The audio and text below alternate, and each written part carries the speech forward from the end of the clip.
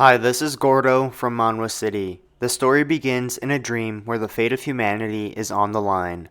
Planet Earth has been invaded, driving humans to war. In this dream, everything was going well for the humans until the dragons arrived. Feeling hopeless, this soldier dropped to his knees and suffered from the burning flames of the dragon. And that's when he woke up, sick of reliving the past. He knows there are only 3 years remaining until they return for revenge. Then he realized today is the day the last batch of recruits come in, the ones who will be trained for humanity's final war. And on that helicopter is Lee Han. At 10 years old, Lee Han is the leader of the War Orphan Group. When Lee meets with Major Kang, Kang promises he won't send Lee to jail. Kang asks Lee if he's heard of a place known as Ark, which is where they're headed now. Lee asks if Kang is insinuating that he's a psyker. Kang says that Lee is not only a superhuman psyker, he is the savior of humanity. Kang continues to say that Lee won't be starving in abandoned buildings like he is now. He'll be in a nice place where he won't need to starve. But before Kang can finish, Lee interrupts. He says, sure, he's going to be fed, but not his little siblings. Lee continues to say if he's going to be sent to Ark, Kang has to take responsibility for his little siblings.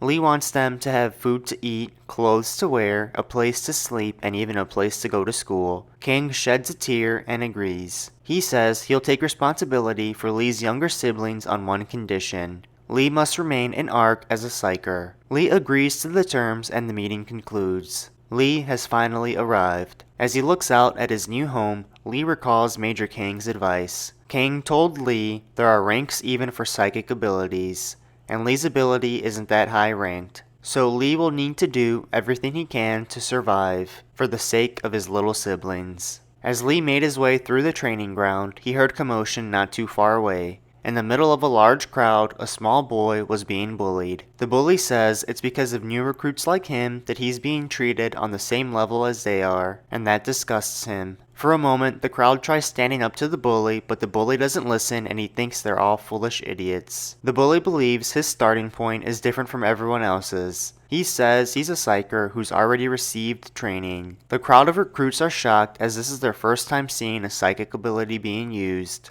The bully stares down at the helpless recruit and wonders if he will be sent home if he gets injured. The bully thinks this isn't the place where recruits like him can survive. He tells the recruit that he'll thank him one day. The bully throws a rock at the recruit and tells him to get lost. But before the rock can reach the helpless recruit, Lee snatches the rock out of the air. Lee tells the bully that was weak. The bully then asks Lee who he is. Lee says he's his etiquette teacher. The two begin fighting and are shortly called idiots. They are both called to step forward by Sergeant John. John asks for both of their names. The bully says his name is Del Simon, while Lee also introduces himself. John says to Simon that it looks like he's already received training. He asks if his quirk has manifested yet. Lee wonders what a quirk is, but Simon says the only special ability he can use so far is telekinesis. Then John strikes Simon right in the stomach. John disciplines Simon for acting so arrogantly and says he's trash.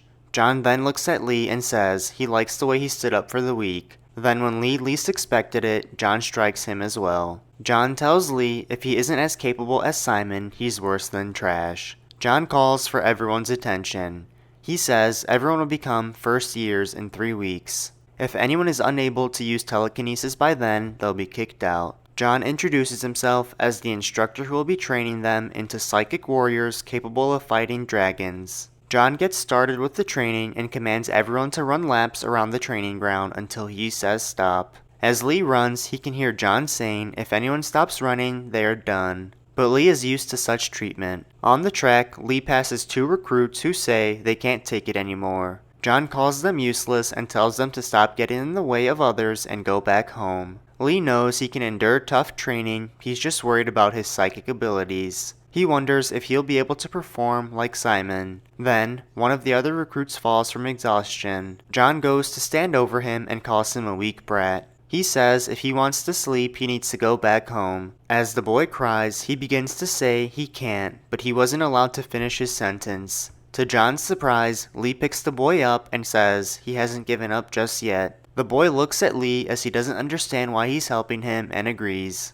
Lee and the boy continue on the track and John watches them walk away. Training finally ends and John yells to stop. Lee and the other recruits fall to the floor exhausted. John looks at the recruits and counts the 40 out of 73 remaining. John says this is it for today and announces that the real training will start tomorrow. He says in their training period, they'll start their day with the same run they just did every morning. Exactly what everyone didn't want to hear. The next morning, training at ARC began with a 5 a.m. run. Breakfast was at 8 and lecture was at 9. In this lecture, John wanted everyone to imagine there was a place within their bodies that can generate psychic energy. Whether they use their head or heart, imagery is the most important. He says they need to think of their image the way martial artists draw their internal energy. Lee plans to go with his heart. At 12:30, it was lunchtime. Lee decided to eat with his new pal, Kuro. Kuro is Lee's first best friend both in life and in the ARC. As they were enjoying their lunch, Simon walked by. Once Simon passed by, Kuro told Lee that Simon was the kid that received gifted education in the United Kingdom. Lee then understood why he was such a brat. He didn't want to admit it, but Lee knows there's nothing Simon can't do.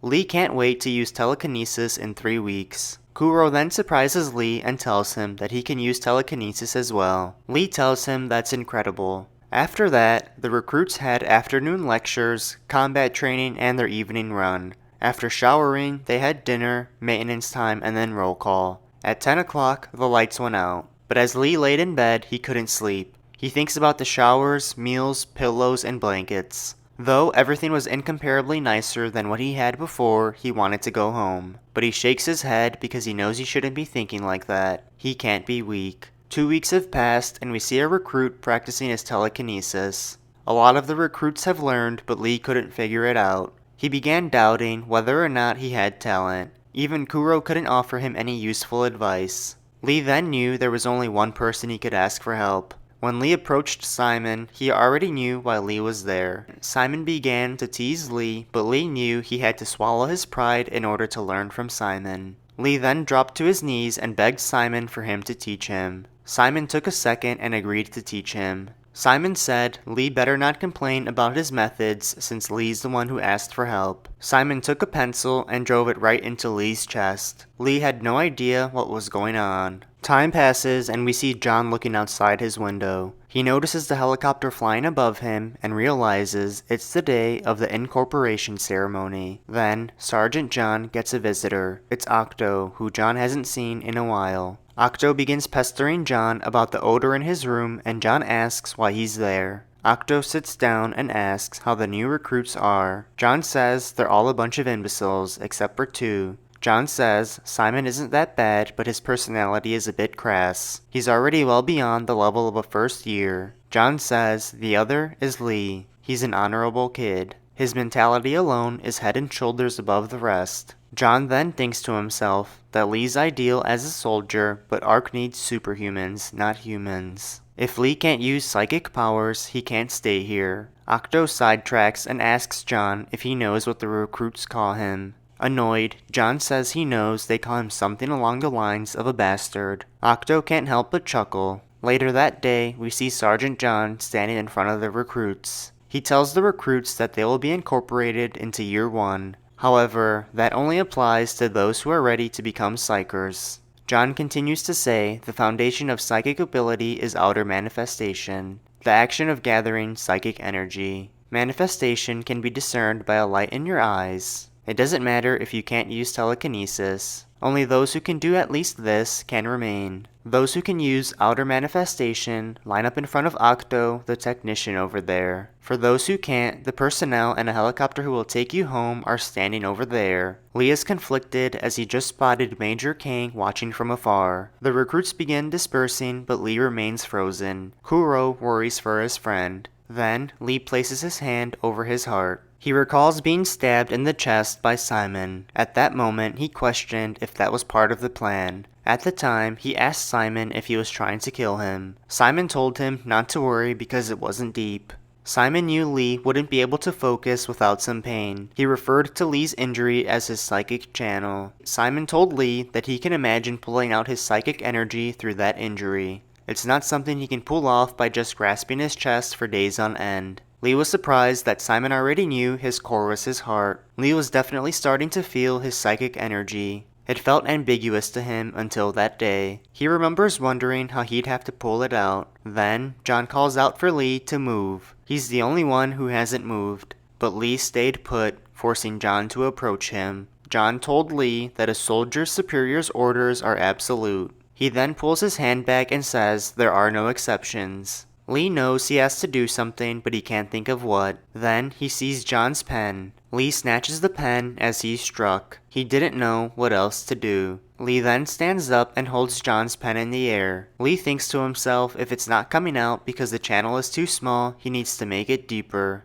Confused, John questions Lee's actions. Lee breaks down in tears and John drops him. As he turns away, he says he's never seen someone as untalented as Lee. John then turns around and congratulates him. Finally, Lee thinks to himself. Kuro then rushes over to check up on his friend. Lee lets him know that everything's okay. Then, Octo comes over and hands Lee the token of passing. Octo says it's the crystallization of ARC's state-of-the-art technology, the bracelet terminal. The watch confirms its user as Lee. Lee thinks it's incredible, and Octo tries to explain more features, but is interrupted. John says the class allocation will be completed soon. He wants everyone to gather in their classes after checking the allocations. He says each grade in ARC is split into 4 classes from A to D based on abilities. Everyone was allocated based on the results of the 3-week training, but they need to keep in mind that they can always advance to the next grade if their skills improve. John congratulates the final 25. He says he knows they thought of him as a bastard, but he lets them know that they were wrong. He's not just a bastard, he's a big bastard. John begins announcing the classes with Class A. The sole member is Simon, and there are 4 in Class B. John says these 5 will follow him. He continues with Class C, which has 5 people, and Class D, which has 15 people. Lee knows it doesn't matter which class he's in because he plans to move up quickly. John says these 20 people will follow Instructor Chen. The recruits fear his size as he looks even scarier than Sergeant John. Chen introduces himself as the weapon arts instructor. The classes move out and Lee and Simon cross paths. Lee also sees Kuro, who is afraid. Lee tells him not to be afraid as they will be in the same class soon. Chen moves his class to the gym where he demonstrates with his skills. The recruits are in awe. Chen tells the recruits that they must be curious as to why they're learning how to use a sword or spear when they're going to be fighting a dragon. He says it's because they will need to use psychic equipment. No material on Earth can contain psychic energy, but a dragon's skin or bone can contain psychic energy and transmit it, which means weapons made with dragons can cause critical injuries on dragons. Lee then asks how they were able to defeat the dragons back then when these weapons didn't exist. Chen says in the beginning they just threw bodies at the dragons. They'd lose hundreds of psykers to a single dragon. There are psykers who support or attack at long range, but the finishing blow to kill a dragon must be done with a melee weapon, because they need to plunge their weapon into its vital point and release psychic energy. The type of psyker who performs this role is known as a striker. All the recruits like the sound of being a striker. Chen then says they will need to find a weapon that suits them best. Lee grabs the spear and tells Chen that's what he likes. Chen says he likes the refreshing wind it creates when he swings it and the sound it makes. Chen recalls how extraordinary Lee's ability was to judge and adapt with Sergeant John as his opponent. To Chen, that shows the extreme circumstances that Lee has lived through. He believes Lee has potential. Chen shows his soft side and tells Lee they will try their best together. 2 weeks later, we see Lee training. He tells his opponent to surrender because he looks like he's had enough. His opponent laughs it off and says Lee's the one trying to buy some time for rest. He then tries to attack Lee, but Lee dodges just in time. Lee counters with his own attack, causing his opponent to release his spear. Lee wins. With this last duel against his class rep Jose, Lee had beaten everyone in Class D in an armed duel. They show great sportsmanship and Lee tells Jose that he learned a lot from him. Jose tells Lee that since he is moving into Class C next week, his position as class rep will be vacant, and he thinks Lee ought to become the next class rep. Lee is speechless. Jose says everyone will follow Lee, and he knows that for a fact because they already talk about it amongst themselves. Lee is honored and thanks everyone. He knows that means he'll be one step closer to advancement if he becomes class rep. When the time comes for the position to be filled by Lee, John denies the request, an angle that feels familiar to Lee. We then see 2 guys working out. They're discussing how bad Sergeant John's temper is. They both say they were beaten by John numerous times. Then someone comes running to inform them that Sergeant John is about to fight a first year. Out on the training ground in front of the recruits, John is about to fight Lee. John lights his cigar as he expects not to break a sweat. Even the more experienced trainees tune in to cheer for Lee. Before the fight starts, we get a glimpse of how things ended up here. John asked the recruits if they were serious. He couldn't believe that they planned on letting someone who can't use telekinesis properly lead Class D. There was nothing but silence as Lee was the only one who wanted the position. John understood they all had their reasons. John then grabbed a stick and made a spear. John threw the spear at Lee to catch. John told Lee that he heard he was the best in armed combat and challenged him to a spar. Now, as the fight is about to get underway, Lee is surprised that John plans to fight barehanded. John said he's not really expecting much from Lee. John gives the rules and says if Lee can make any of John's body parts touch the ground besides his feet, he wins. The only way John can win is by making Lee admit defeat. In that case, Lee doesn't see himself losing. Lee and John both take time to warm up, and the other first-year recruits watching from afar think Lee doesn't stand a chance. Simon has to see for himself, and he thinks Lee is crazy for fighting an instructor. The fight begins and John dodges all of Lee's attacks. Lee jumps up for an attack, but John dodges and gets a hold of Lee. John knees Lee right in the chest, sending him to the ground,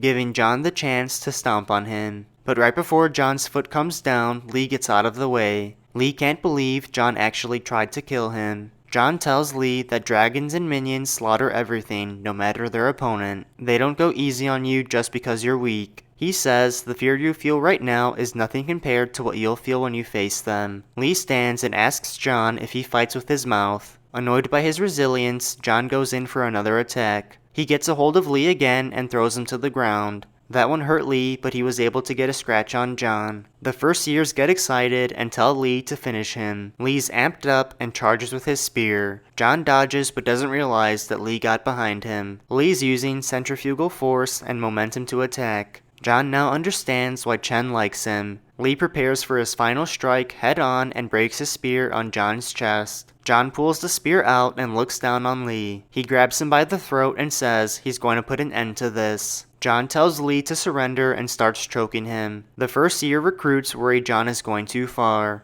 But John's not stopping and Lee's not quitting. Lee says he'll never quit. Chen sees that Lee is not quitting and has seen enough. He commands John to let go. Chen rushes in as John may have actually been trying to kill Lee. John let go as he didn't lose and Lee didn't surrender. Chen tells John that he's sick of Ark's way of education. John grabs his jacket and tells everyone to shut up. He says since Lee didn't surrender, he'll consider it his victory. John tells Chen that he can't do anything by just protecting them. He then says to everyone that Lee overcame this trial on his own and proved his skills. Once he's healed up, he'll be promoted to Class B. Later on at the hospital, John speaks to the doctor about Lee. He tells her that Lee is being promoted to Class B and she's surprised. She asks if the higher-ups would allow a promotion from Class D to B. John says Lee's already good enough to be promoted to Class A. His psychic potential is the only thing holding him back. The doctor tells John that psychic potential is what the higher-ups prioritize more than anything else. John knows she's right, but he tells her that they don't know crap.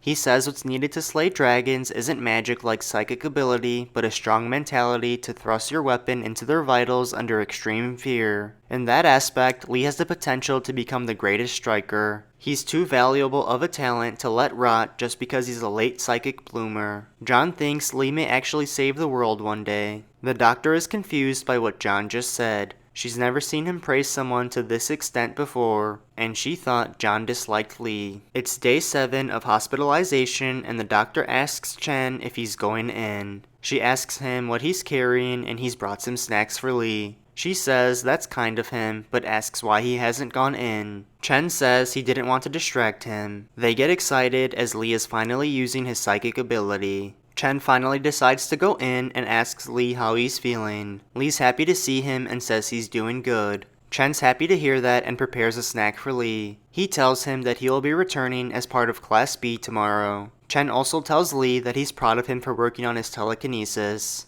Lee says he'd figured he'd practice since his psychic grade is below average. Chen tells Lee that was a good decision. Even if he's exceptional in armed combat, psykers must also be able to use telekinesis to some extent. Since psyker battles usually occur in the air, they must be able to quickly retrieve their weapon if they ever drop it during combat. Then, Chen gets an idea. He asks for permission to take Lee outside. Permission was granted and they went to the gym. Chen tells Lee that from his psychic development speed, it is highly unlikely that he will ever manifest a quirk. It'll be best to not even dream of other quirks such as combustion or teleportation. Chen then asks Lee how he thinks he should fight. He tells him the answer is simple. Lee needs to hone his telekinesis to the utmost limit. He tells him to make telekinesis itself his quirk. That sounds absurd to Lee. Chen says psychic abilities are similar to muscles. They become stronger the more you use and train them. Psychic ability ranks are nothing more than a delusion. Chen tells Lee not to give up and keep training. The next day, Lee is ready for Class B. He takes a deep breath and opens the door, but he walks right into one of his classmates. The classmate tells Lee that everyone knows who he is and introduces himself as Dimitri. Dimitri tells Lee that he's just in time as they were about to start armed sparring. Armed combat is Lee's favorite kind of training. Ark's suffocating curriculum, the stress from his lacking psychic ability, the anxiety from the possibility of getting expelled at any time,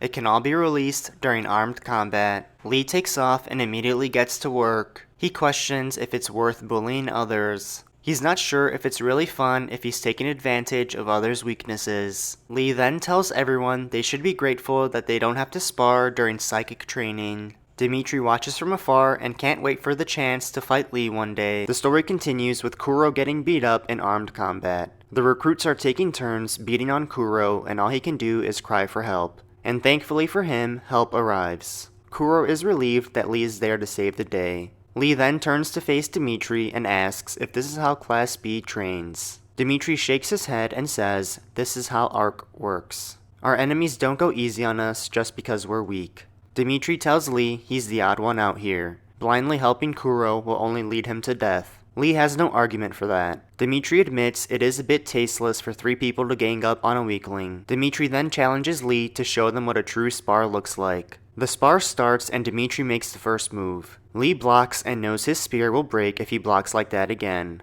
Lee thinks he can parry and make Dimitri lose balance. Lee swipes at Dimitri's leg and he goes in for another attack at Dimitri's face. Dimitri dodges and rushes right at Lee. Dimitri bashes his skull right into Lee's. Lee falls to the ground and he's upset Dimitri went for a headbutt in an armed spar. Dimitri tells Lee his sword isn't the only thing he should be worried about. He's been learning sambo ever since he could walk. Dimitri says there won't be an intact bone left in Lee's body once he catches him. Lee asks if he plans on killing dragons with sambo too. Dimitri laughs it off and says he wouldn't mind trying to strangle the dragon. The other recruits begin egging him on and call him the tiger cub of Siberia. Dimitri's ego skyrockets and tells him to leave the cub part out. They jokingly respond and say Dimitri is a cub since he's only 12 years old. To defend himself, Dimitri says they're all dead once he defeats Lee. Lee notices how their words are harsh, but they contain no ill will. He senses a strong bond between them, with Dimitri at its center. Lee then looks at Kuro and thinks about the potential bond they can create one day.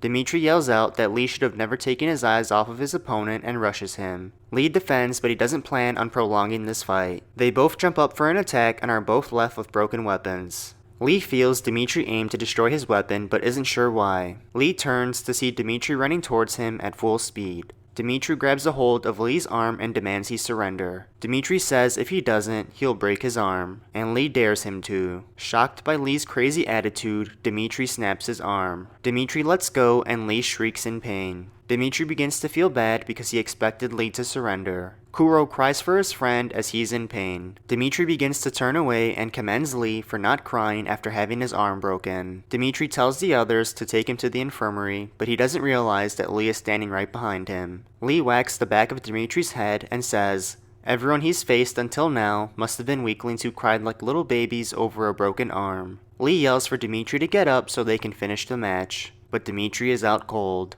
That is until he wakes up distraught in a hospital bed, and he's sharing a room with Lee, who is watching a video message on his watch. Lee has received a message from Major Kang. Kang tells him that Lee is well beyond expectations and his siblings are really doing well. Lee sheds tears of joy seeing his siblings with bright smiles. He can tell they're doing well because they've added some weight. Lee notices that Dimitri is awake and asks him to swipe the screen on his watch. Dimitri agrees, but then questions why he has to swipe Lee's screen. Lee tells him it's because he is the one who broke his arm. Dimitri argues that Lee cracked the back of his head. Lee tells him he shouldn't have let his guard down and reminds him that it's the way of the arc, just like Dimitri said. Dimitri has no counter. Lee then says even though his arm is broken, he holds no bad feelings towards Dimitri. Dimitri says he doesn't have any bad feelings towards Lee either, but still wants a rematch one day. Now that he has time to think, Lee admits he may have made a mistake by helping Kuro that day. He thinks it would have been better for him to extend his hand for help instead of actually fighting for him. Dimitri says he understands what Lee's feeling and informs him that neither him nor Kuro will survive level 2. Shocked, Lee asks why. Dimitri offers to show Lee what he means and they leave their room. Dimitri tells Lee he needs to see for himself. They reach the emergency medical center and Lee asks what they're doing there. Dimitri says it's a place where you'll live as long as you're still breathing. Then, they see a wounded man getting pushed around on a stretcher. Lee gets worried and wonders what's going on. Dimitri asks if Lee can guess how tough the training is just by seeing that. Lee says he thought the higher levels were the same age as them and the guy who just passed by looked like an adult instructor. Dimitri realizes that Lee is clueless and knows he has to break the news to him. Dimitri says when you get to level 2, they start medicating you. You will physically become an adult because your growth spurt will be coming abnormally fast. Lee can't believe it, and Dimitri asks if he forgot they are going to be fighting dragons in 3 years. Ark can't wait for them to fully grow on their own. Lee says that's not bad. Now Dimitri is confused. Lee continues to say that he's always wanted to become an adult. He had to do all sorts of things just to survive, and always had to fight against the adults. Lee thinks he doesn't need a happy childhood and all that matters is survival. Dimitri says Lee sure does have the strongest mindset at Ark. Lee tells Dimitri he's ready to head back to their room. Time passes and Sergeant John announces that they will begin airborne training today. He tells them that they'll depart at 16:30 and to make sure they complete all their checks. Dimitri is excited to get started and asks Lee if he misses his hospital bed. Lee is just as excited as he is. But when he looks inside his bag, he notices there are a ton of rations inside. He thinks they may be doing more than just training. Dimitri looks around and notices the others have already started digging into their rations. He then spots someone else in their class and tells Lee to look. It's Simon. Dimitri says he can't wait to fight him. Lee then notices Kuro, who looks nervous for this training. John then announces that it's time to begin. The first years gear up and board the chopper. As the helicopters take flight, John looks up and says this is the last time they'll be wiping their behinds. While on board, Lee wonders how far away they're going because Ark space is now out of sight. Lee then gets an alert that they're above the deserted island. They're going to start descending and begin survival training. John tells them that they will find 2 days worth of rations in their bags. The other recruits realize they're in survival training and get nervous. Dimitri thinks it'll be just like camping, just without the roasted marshmallows. John then informs them that the instructors will return for them in a week. Survive until then, he says. Shortly after, the recruits jump off, and John gathers the ones who didn't even make it to the island. He asks his partner if this was the last of them. His partner confirms this was the last of who didn't reach the island.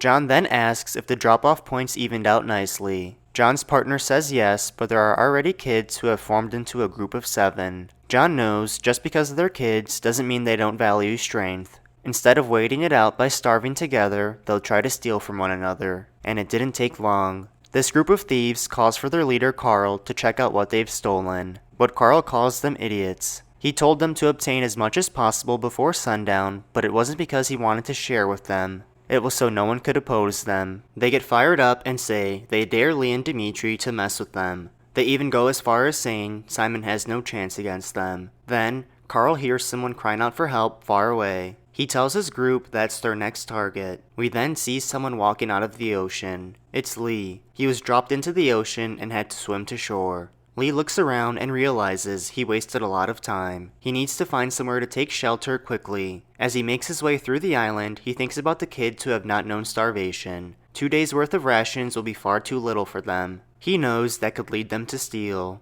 Lee wonders if Simon has ever had to starve. We catch up with Simon on the island, and he senses someone following him. He was right, Dimitri is following him, and he asks why. Dimitri then begs him for a fight. Simon turns around and says he doesn't want to waste any energy. Dimitri says he just wanted a friendly spar. He's starting to annoy Simon, and he wonders if he's an idiot, but that doesn't stop Dimitri from tagging along. Later on, Carl and his group have finally found where the screaming was coming from. It's Kuro, and his parachute has gotten him stuck in a tree. Carl and his group laugh at Kuro and take his bag of rations. Kuro begs for them to let him down as he doesn't care if they take his rations. Carl says if he wasn't dangling from that tree, he would have been beaten up too. So he should be thankful and just wait for the instructors to come save him in a week. Carl and his group take off, leaving Kuro to suffer. Later that night, Kuro is still stuck in the tree crying. He thinks about all the other recruits who've been mean to him and wonder what he did wrong. They always made fun of him for crying, but Kuro doesn't see the problem with crying. He cries even louder, but that still doesn't help him get anywhere. He dangles and then envisions his best friend Lee coming to save him. Kuro closes his eyes, and then when he opens them back up, Lee is gone. But shortly after, he hears the grass rustling. It's Lee. Lee notices his friend up on the tree. After rescuing Kuro from the tree, Lee is seen carving a spear outside his tent. Kuro then exits the tent with a distraught look on his face. He must have been so out of it when Lee rescued him and forgot how he ended up there. Lee sees Kuro's awake and offers him breakfast. Lee says they're going to share his backpack since he wasn't able to recover Kuro's. Kuro feels bad because he doesn't want to be a burden to Lee by consuming half his food. But his hunger takes over and he devours his meal. Lee says they'll head out to find water once they're done eating. Later that day, we see John watching over the recruits. Octo enters the room and asks if there's anyone interesting on the island. John says there is one and shows him on the screen. His name is Meyer, and he's from Norway. Meyer decided he didn't want to be deserted on an island for a week and built a raft to return to Ark. Meanwhile, Lee and Kuro have located clean drinking water. Lee says they should drink as much as they can and take some back with them. But the sun is too hot to explore during the day, so they decide to go back to their shelter.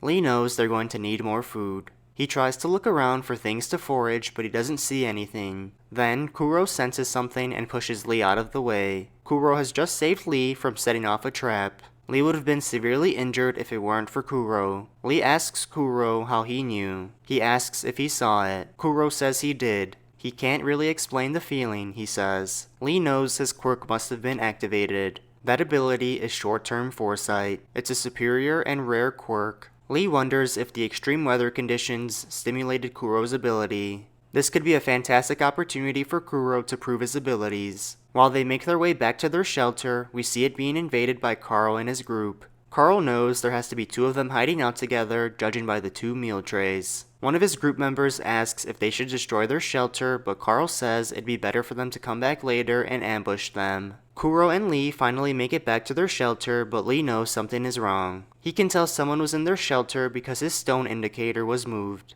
And there are tons of footprints near the tent. Lee says they need to move out since this group will probably try to steal from them. Lee and Kuro make their way around the island looking for a new shelter. But they need to hurry as it's getting dark quickly. Kuro says something is beginning to feel strange. Lee gets worried, but Kuro begins envisioning something again. He sees a panther headed right for Lee. Kuro reacts quickly and pushes Lee to the ground. Then, the panther suddenly jumps from nowhere. The panther walks towards Lee and is worried because he doesn't have his weapon. The panther goes for an attack on Lee, but is blasted on the side, sending the panther away. Jose has saved the day with his combustion ability. Lee is stunned. Jose asks if Lee and Kuro are okay, but they notice his leg and asks if he's okay. Jose says he got caught in a trap and can barely stand. He takes a seat and says he's glad he ran into them. Kuro says it may have been the same trap they saw earlier. Jose pieces together that there must be a thieving group, but he laughs because he didn't have any rations for them to steal. Lee asks why. Jose says once his leg got hurt, he ate them all so no one could steal from him. Lee thinks that was a terrible idea, but he suggests they try and find shelter. At his campsite, Carl reminisces on his past. He remembers the day his dad told him he had a psychic ability. Carl's dad thought this was a great opportunity for Carl to enroll at the Ark, but Carl didn't want to because he was in the middle of filming a movie. His dad told him that being a psyker would lead to incomparable fame and riches. He then says when the war is over, psykers will become soldiers of the nation, making Carl a superhuman that rules over everyone. Back on the island, we see Dimitri doing one-handed push-ups. Simon tells him he's crazy for wasting that much energy. He then asks how he expects to last the remaining 5 days when they don't have much left to eat. Dimitri says he's the physical type. He thinks he needs to train that much to become an elite striker. Simon calls him an idiot and says, psykers need to fight with psychic abilities. Dimitri then gets excited because it seems like Simon may be up for a fight. To egg him on, Dimitri says he misses Lee because he's the only one who could take him in an armed combat. Simon gets riled up and asks Dimitri if he's really fought with Lee before. Dimitri knows Simon just fell for the bait. Lee and the others wake up and decide to stay together for the remainder of their training period. Lee says he and Kuro will go get some firewood while Jose can stay and guard the shelter. Lee says thanks to Jose's combustion ability, they have an advantage on the island. Lee and Kuro go out to the water where they see fish swimming around. Lee says since they have fire, they can now eat fish. Kuro asks how they'll catch the fish if they don't have any equipment. To answer, Lee thanks Kuro. Kuro's unsure as to why, but Lee says it's because he saved him yesterday when they were in danger and he also found them a safe cave. Lee says he thought helping Kuro would be the best course of action, but he found out that it can't continue like that anymore. Lee couldn't come to a solution, but he says ever since landing on the island, he's convinced that Kuro is a genius psychic. He thinks Kuro has the strength to defend himself and Lee. Lee tells Kuro that they're going to last through the training by depending on each other, because that's what friends do. Kuro flashes back to when he was a nameless child in an orphanage in Japan, always taunted for crying, but now he has a friend who believes in him. Lee tells Kuro that he's incredible. Lee draws up a plan and tells Kuro to fish. Kuro has the ability to foresee the movements of the fish. Lee believes since Kuro is a genius who's been capable of telekinesis since the first day, they should be able to use his short-term foresight and telekinesis to catch fish without any equipment. Their plan worked and they actually caught plenty of fish. They head back with smiles on their faces and they can't wait to see the look on Jose's face. But when they get near the cave, Lee senses something wrong. He rushes to the cave to check on Jose, but when he gets to the cave, Lee sees an unconscious Jose. The story continues with Dimitri throwing Simon a sword. Simon thinks it's ironic that Dimitri packed 2 weapons for airborne training. Dimitri jokes that he's been thinking of wielding 2 swords these days. Simon tells Dimitri that he heard he's being promoted to Class A. Simon plans on evaluating Dimitri's capabilities. Dimitri has waited a long time for this moment. They begin fighting and Dimitri is impressed with Simon's timing. Simon strikes Dimitri in the chest and asks if it's over now. Dimitri says no way and sends Simon flying back with the counter. Dimitri rushes in, but Simon dodges. Simon gets around Dimitri and now Dimitri knows he has to watch his back. Simon goes for the head, but Dimitri acrobatically dodges. And to Simon's surprise, Dimitri knocks his sword away. Simon is left without a weapon, so Dimitri rushes in again. But this time, Dimitri comes up empty as Simon has used his psychic ability. Simon apologizes and says if it were armed combat training, Dimitri would have won, but like he said before, they're psykers.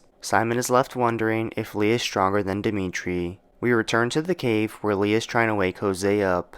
Jose tells Lee to stop yelling because he's not dead. Lee is relieved. They start a small fire in the cave and Lee asks Jose who did this to him. Jose says it was Carl and his friends. There are 7 of them and they took all of their food. Jose says they'll be back and they should probably move their shelter somewhere else. But Lee doesn't want to run and says no. Lee says he's not letting anyone get away with picking on his friends. Jose can't help but smile. Lee says in the meantime, they will go look for another shelter and let them take this one over temporarily. Lee plans on ambushing them when the sun goes down. Later that night, Lee and Kuro scope out their old cave. Lee was right. Carl and his friends took over their old cave. Lee tells Kuro they'll begin when he's ready. Lee says he can't do it himself, but together they can take them all down. Kuro is happy to have Lee as a friend because he's the only person that's ever believed in him. Kuro draws his telekinesis and plans on coming through for Lee no matter what. Kuro begins bombarding Carl's friends with rocks. They have no time to figure out what's going on as the rocks are coming in bunches. Carl can hear they're being ambushed from inside the cave and calls for everyone to go out to defend.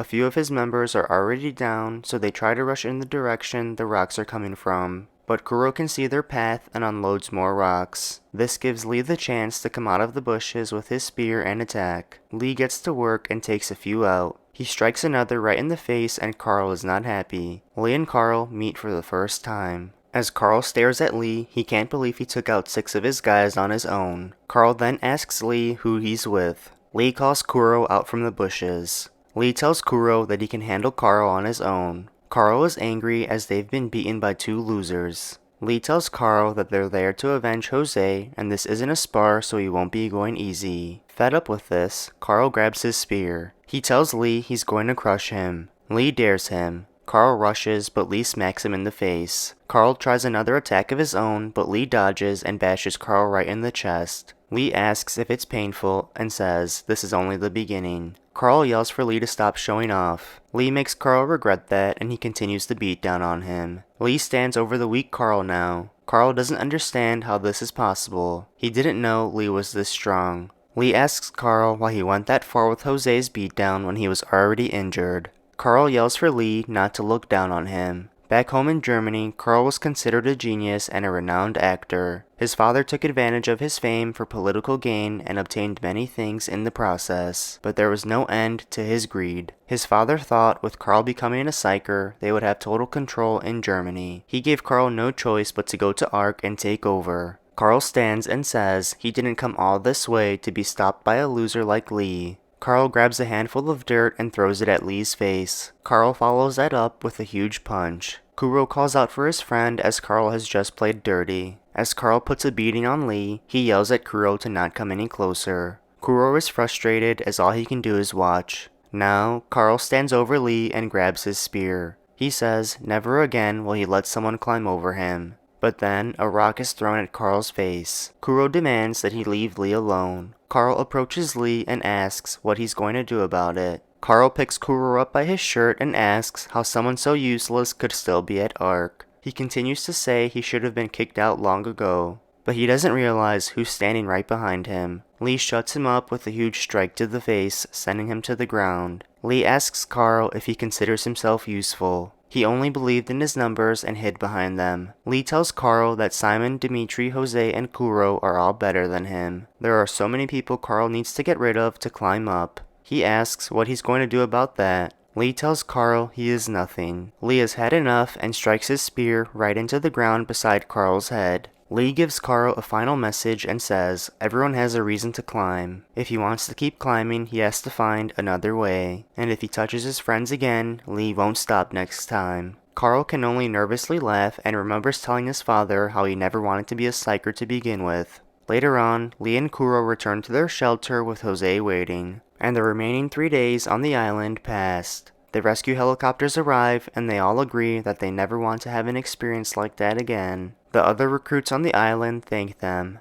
They were able to survive because all of the fish Kuro captured and shared. Jose says they should all be thanking Lee, but Lee notices that they received a message on their watches. They receive a message from Sergeant John congratulating them on finishing out the week. The message also says they will board the helicopter when called. Lee wonders what it means that they have to wait to be called onto the helicopter. As they head back to the island, John tells the 4 on board that their survival training was being monitored by the instructors the whole time, and according to the vote, only they were chosen. John says this wasn't just survival training, it was a test to find out which of the recruits were diamonds in the rough that could become the guardians of humanity. Kuro, Simon, Dimitri, and Lee are all candidates to advance to level 2. Time goes by and Jose asks Lee if he wants to go play soccer since it's holiday.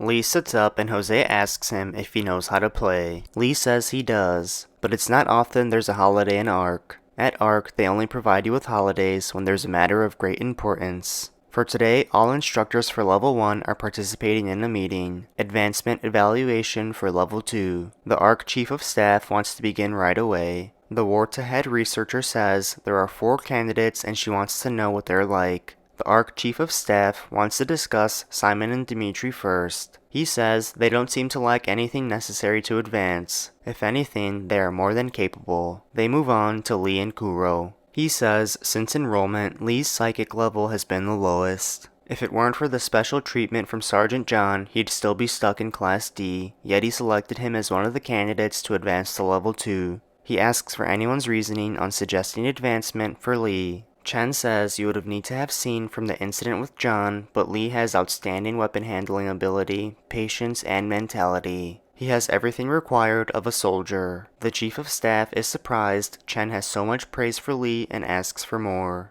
Chen says aside from his psychic potential, Lee's telekinesis control is quite refined. When he looks back on it, Chen says he thinks Lee may have added telekinesis on top of the rotation to strengthen his strike. And what's more incredible is that he came up with all these ideas on his own, without even being taught. The chief of staff takes a second and asks to move on to Kuro. The war-to-head researcher slams her papers on the table and asks if the instructors are serious. Kuro's paperwork says he is psychologically sensitive.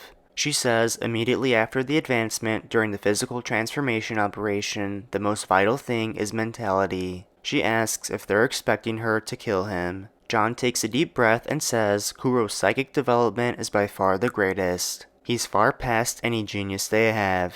Additionally, he possesses a special ability of short-term foresight which is vital to our strategy. The chief of staff says his mentality cannot be ignored. John says that is why Lee needs to advance with him. Kuro's mentality is greatly influenced by Lee. Lee is currently playing the role of his older brother. The chief of staff stresses as Lee's name comes up again. He says it seems like Chen and John are eager to advance Lee. Back on the soccer field, Lee passes the ball to Jose. Jose dribbles away from a few defenders, but his path is still not clear as Simon and Dimitri are in the way. He passes to Lee, and Lee shoots and scores. Lee and Jose celebrate as they make a great team. But then, John shows up and tells them to stop playing. He says the advancement evaluation has finished. There will be a public announcement, but since everyone's already together, he decides to tell them the results now. He says all candidates are confirmed for advancement. Jose grabs Lee and congratulates him on his advancement. Jose tells Lee to save a spot for him. Lee smiles and says they will meet again one day. John interrupts and says everyone should return to their dorms. Those who are advancing should pack up and stand by.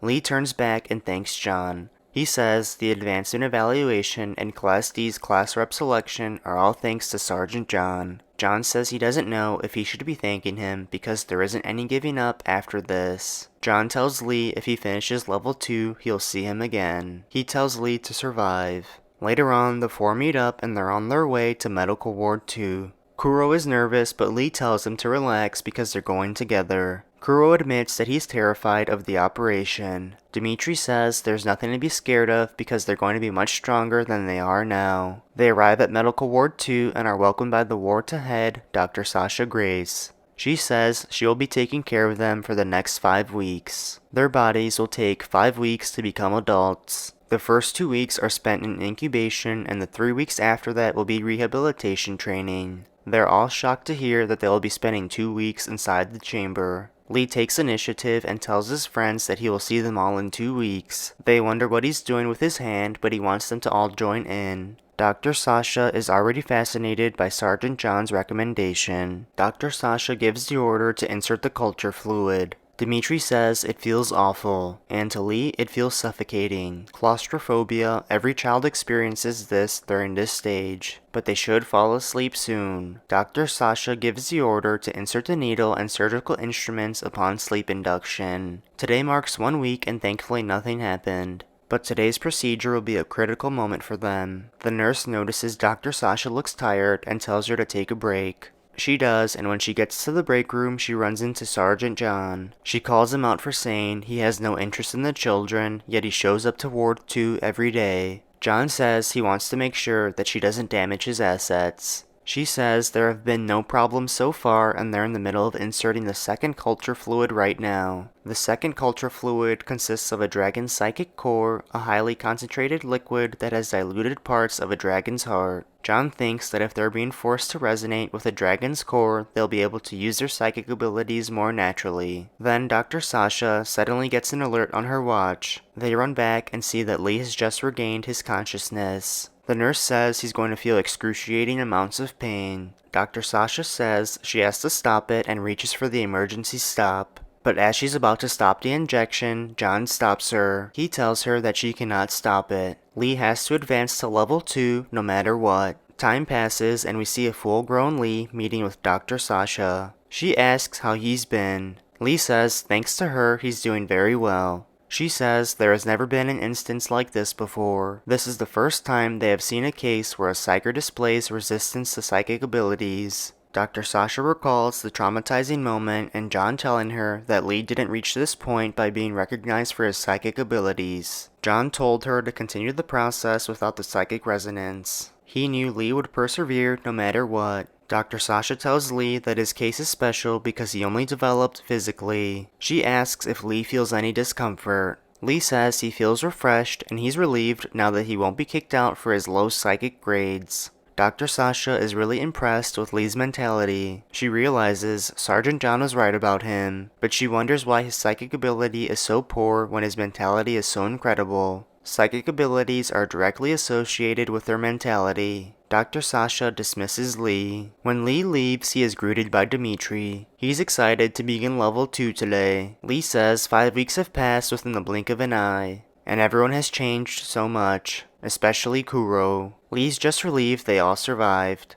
Simon starts walking away and says it was expected for them to survive. He tells Lee to stop acting like he's their leader. From the outside, the level 2 building and the level 1 building are no different. But in level 2, the trainees start training in squads. Each squad has 4 to 10 members.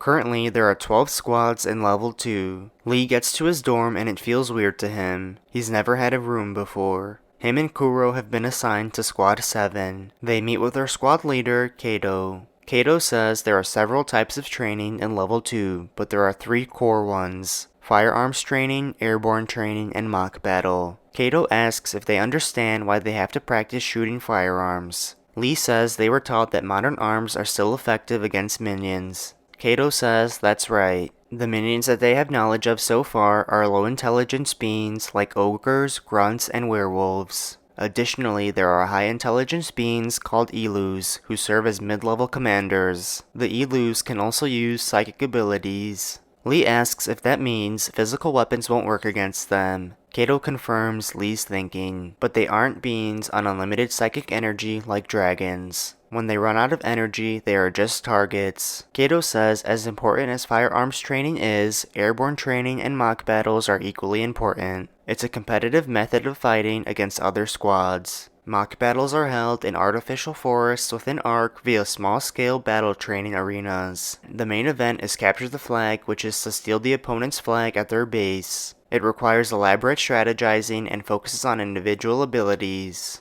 but it is an extremely dangerous form of training. This is because steel weapons may still cause severe injuries even though they are not equipped with blades. The airborne training, on the other hand, is done using air bits, and it's simple enough as you only need to make your opponents fall. But you will always need a supporter in the back. The supporters need to manipulate various air bits to help their squad members travel, and on rare occasions, using the air bits to attack the opponents. Kato says until now they have not had psykers that were skilled enough to be supporters in their squad, but since Kuro is here, they don't have to worry anymore. That makes Kuro nervous. Kato asks if Kuro can handle that. Kuro stutters in his response, and the vice captain asks Kuro why he can't respond properly. He says they're not asking for his opinion. If the squad requires a role to be filled, it must be filled with no questions asked. Lee jumps in and says it's Kuro and he can do it. He says he's not the type to perform well when he's pressured. Then the vice squad captain tells Lee to shut up,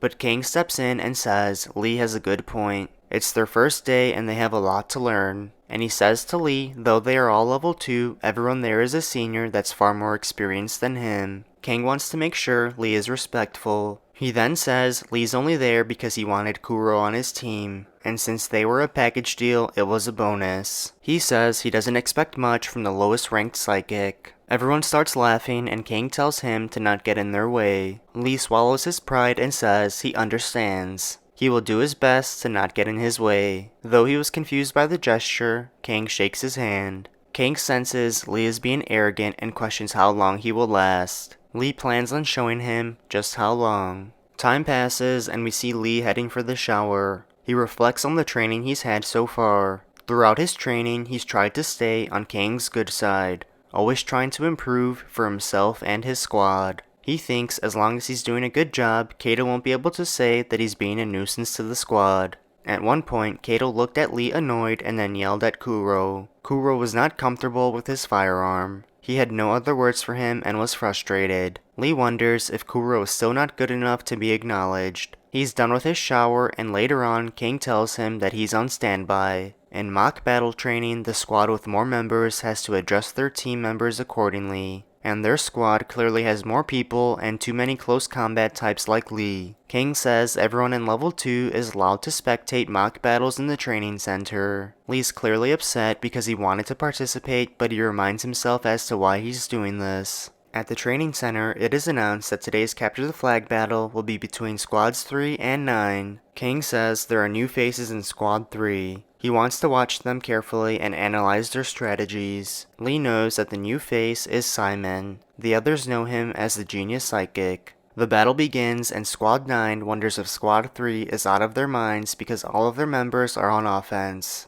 Squad 3 says they have an unbeatable psyker and they'll make sure to cripple them and take their flag with ease. Squad 9 tries to take down Simon before he uses psychic powers, but their weapons disappear. Simon has taken all of their weapons out of their hands. They wonder how he did it, and Simon creates an opening, giving his squad the chance to rush in. Squad 9 rushes in and pounces on Squad 3. Squad 9 completely overpowered Squad 3. King says it's absolutely vital to have a great psyker during the mock battle. The strategy he's visualizing is quite similar to Squad 9's. He thinks they can operate it since they have Kuro. Kuro doesn't feel comfortable with that idea. Lee jumps in and tries to suggest a different idea. He says Squad 9 didn't use any particular strategy, nor did they take advantage of their terrains. They just pushed forward with individual combat capabilities and abilities. He says if, but is interrupted by King. King asks if what? King asks if Lee is trying to say if he were the squad leader. Lee now understands why King hates him. Lee is then called by the vice captain. Lee follows him and the vice captain admits that Lee is outstanding. He says he and Kato acknowledge it, but he doesn't fit into Squad 7. He says everyone else has also agreed.